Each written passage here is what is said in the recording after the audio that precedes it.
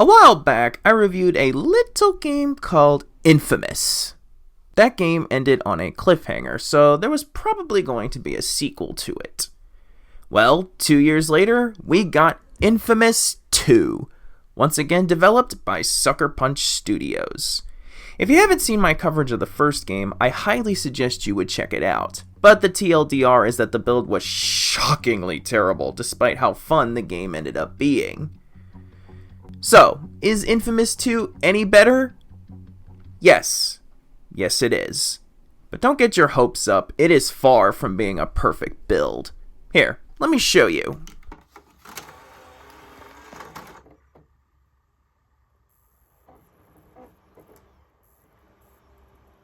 When it comes to visual bugs, unfortunately, the game does have some.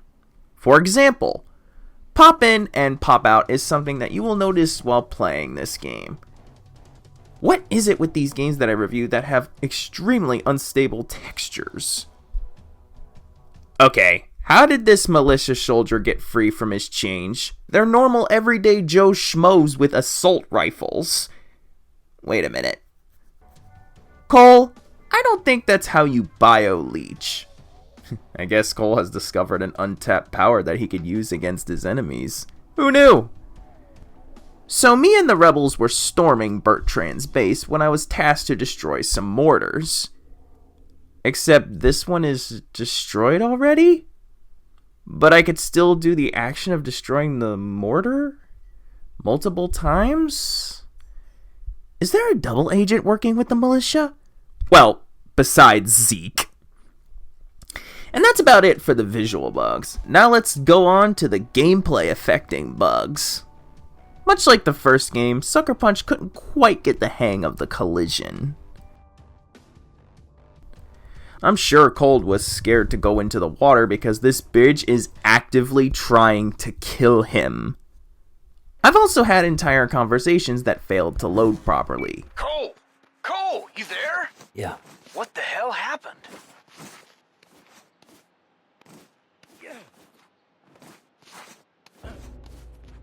Forcing me to either reload a previous save or intentionally trigger a fail state.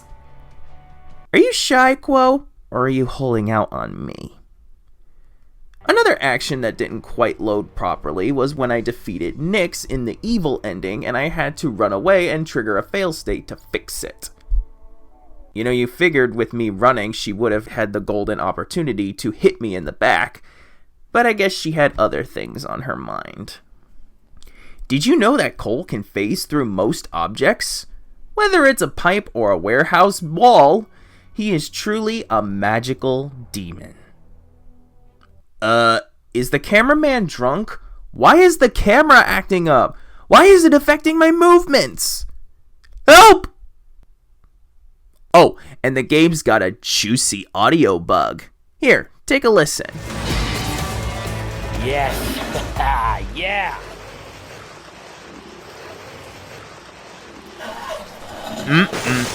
I just love this sound gracing my eardrums. And that's about it for bugs. How's the frame rate? Well, much like the first game, it mostly runs at 30 frames a second. But also like the first game, it can go above 30 frames and get close to 60 frames a second. Even more so in this game. But it doesn't mean that it doesn't go under 30 frames a second from time to time. I found that most of Flood Town and a few select fights tend to produce a small amount of it. But hey, when your standard is the very laggy first game, anything is better. And that's how I can describe this game. Improved, but still flawed. This is what the first game should have been. But the PS3 can be a bitch to work on, especially if you're new to it. Since I wanted to check out both endings and also the branching missions, my total playtimes ended up being just shy of 7 hours. Well, that was a pretty good first step, but I feel like it could be a little bit better. Maybe Infamous Second Son can rise above that. Build-wise, of course.